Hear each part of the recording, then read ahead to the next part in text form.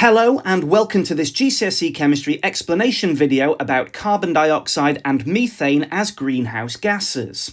We'll start by looking at greenhouse gases and the greenhouse effect, and from there we'll move into human activities that increase the quantity of greenhouse gases in our atmosphere. And we'll finish by exploring climate change and its effect and the concept of a carbon footprint and how carbon footprints can be reduced. Planet Earth is able to support life as we know it thanks to a delicate balance of natural processes, and one of the most important is the greenhouse effect. Without it, the average temperature on Earth would be around -18 degrees C, far too cold for most life to survive. The natural greenhouse effect works by trapping just enough of the sun's heat energy to keep the planet warm.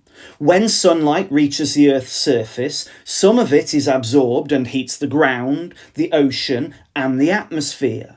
This warmth is then radiated back into the atmosphere as infrared radiation. Certain gases in the atmosphere, like carbon dioxide, methane, and water vapour, act like a thermal blanket, absorbing and re-emitting this infrared radiation to help maintain the planet's temperature. These gases make up only a small percentage of the atmosphere, but their role is critical. Without them, all the heat energy would escape into space, leaving the Earth frozen and uninhabitable.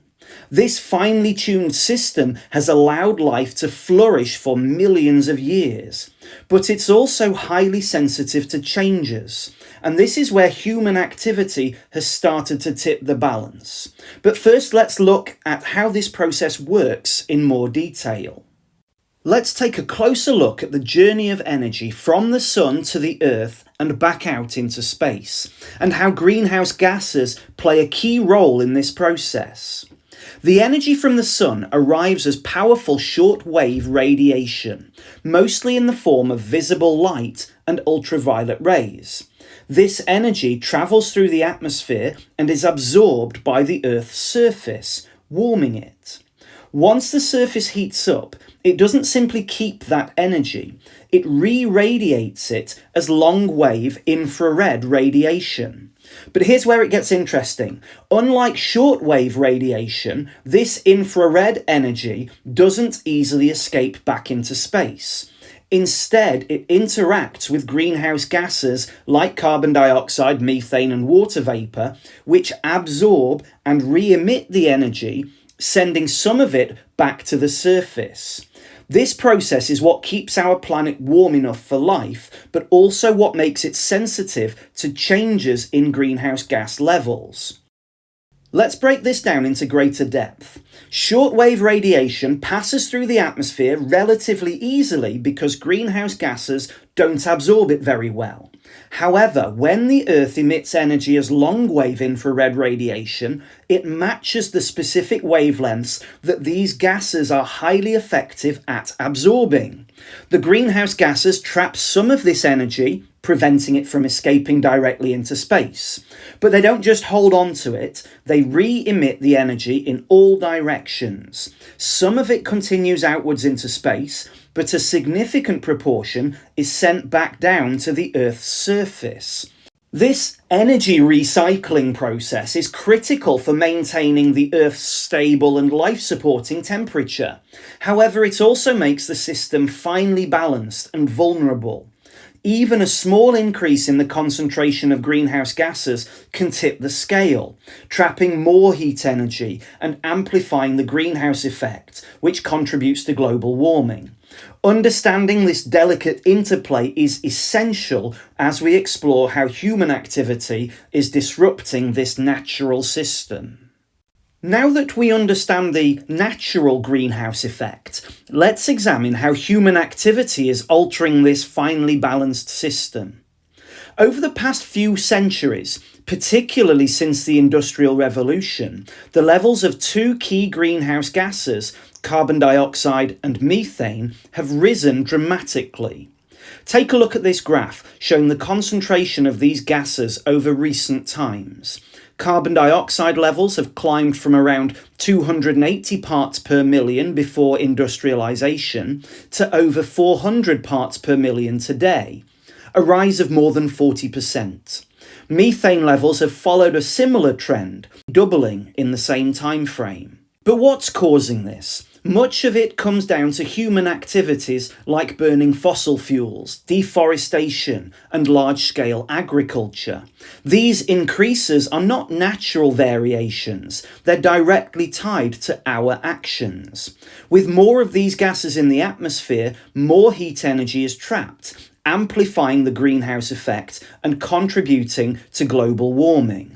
This sets the stage for the effects we'll discuss shortly, but first let's look at the specific activities driving these changes.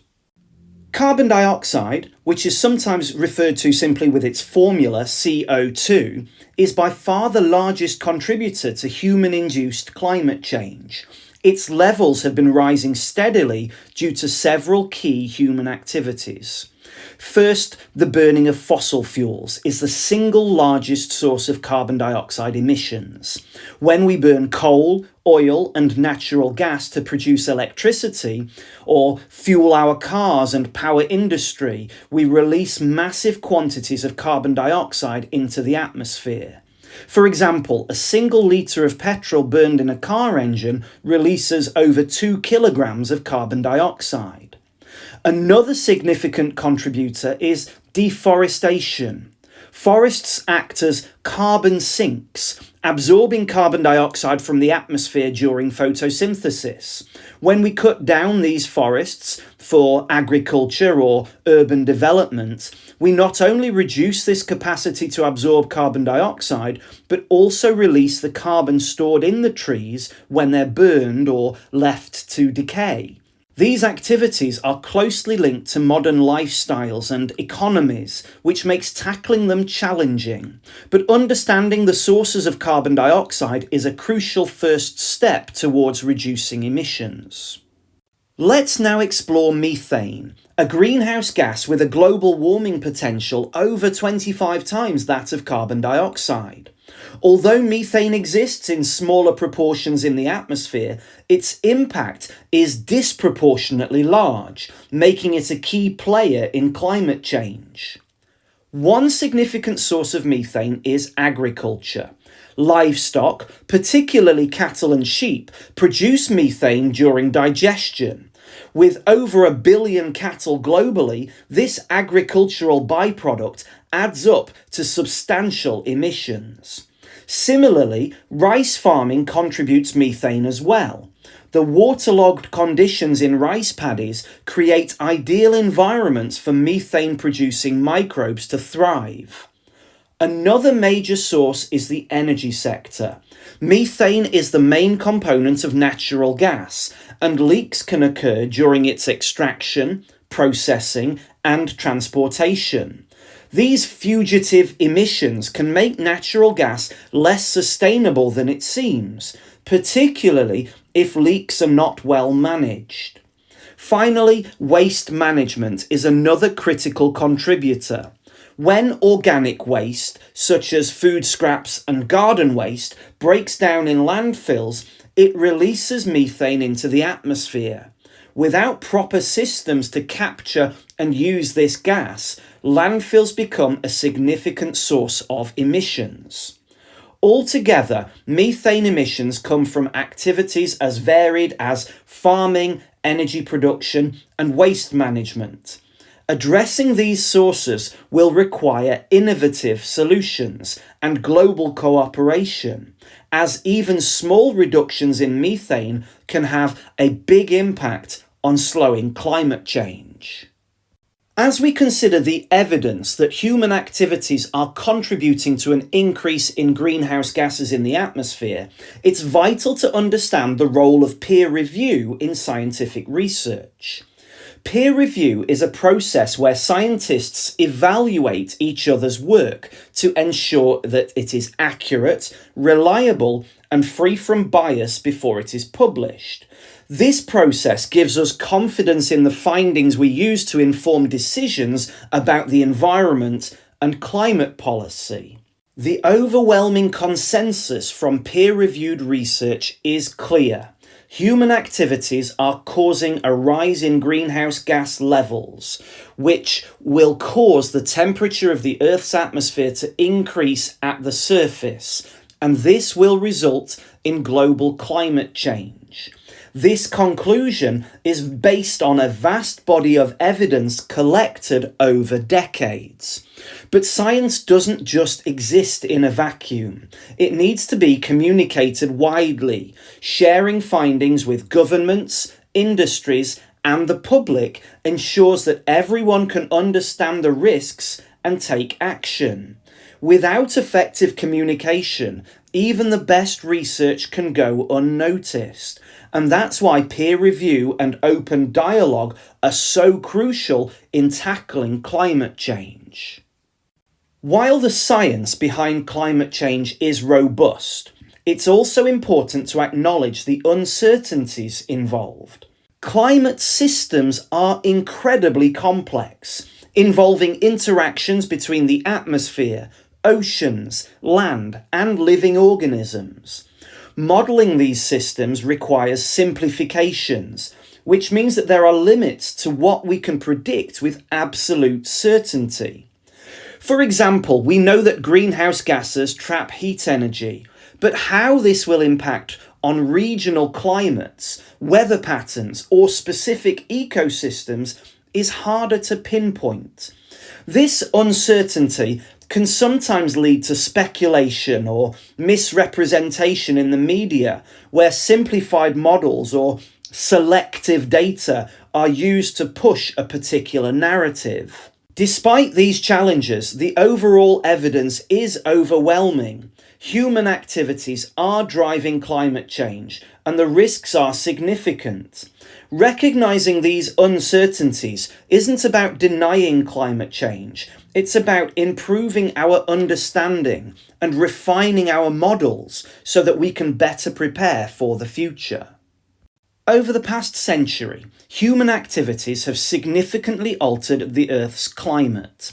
An increase in average global temperature is a major cause of climate change, primarily driven by the buildup of greenhouse gases in the atmosphere, for instance, carbon dioxide and methane.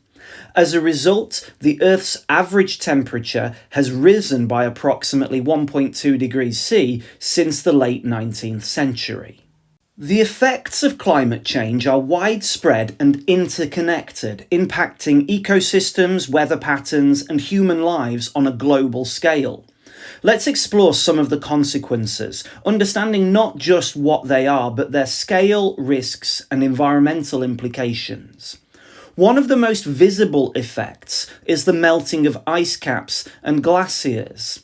As global temperatures rise, polar ice sheets shrink at an alarming rate, contributing to rising sea levels and disrupting habitats for species like polar bears and seals. This loss of ice also reduces the Earth's reflectivity, further accelerating warming in a dangerous feedback loop. Rising sea levels, driven by melting ice and the expansion of warmer seawater, threaten coastal communities around the world. Low-lying regions, such as small island nations, are at risk of becoming uninhabitable, forcing millions to relocate and increasing the likelihood of environmental refugees. Extreme weather events are becoming more frequent and intense. Flooding devastates homes and infrastructure, while prolonged droughts cripple water supplies and agriculture. These events disrupt economies, strain resources, and disproportionately impact vulnerable populations in developing regions. In already arid areas, desertification is accelerating as fertile lands degrade due to prolonged drought and unsustainable farming practices. This threatens food security as once productive farmland becomes barren, forcing people to migrate or face hunger. Climate change also drives the loss of biodiversity. As habitats shift or disappear, many species struggle to adapt, leading to extinction. Coral reefs, for example, are bleaching and dying due to warmer oceans, impacting marine ecosystems that support millions of species and human livelihoods. Changes in crop yields further compound food insecurity. While some regions may see temporary gains due to longer growing seasons, others face significant declines, particularly in tropical and subtropical areas. Staple crops like wheat and rice may become harder to cultivate, increasing global hunger. Ocean acidification, caused by the absorption of excess carbon dioxide, is altering marine chemistry. This change threatens organisms like shellfish and coral that depend on stable pH levels to survive, with ripple effects throughout the marine food web. Finally, the health impacts of climate change cannot be overlooked. Warmer temperatures enable the spread of tropical diseases like malaria and dengue fever into regions where they were previously unknown.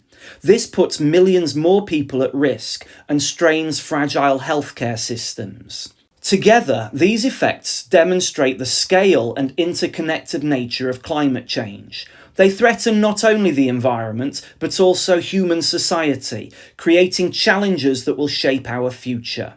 Understanding these risks highlights the need for action to mitigate and adapt to these changes before their consequences become irreversible. Everything we produce, consume, or do leaves behind a carbon footprint. This is the total amount of greenhouse gases, including carbon dioxide and methane, emitted throughout the entire life cycle of a product, service, or event. To put it into perspective, a single pair of jeans might have a carbon footprint of about 33 kilograms of carbon dioxide, from growing the cotton to washing them at home. Now compare that with a flight from London to New York, which emits over 1,000 kilograms of carbon dioxide per passenger.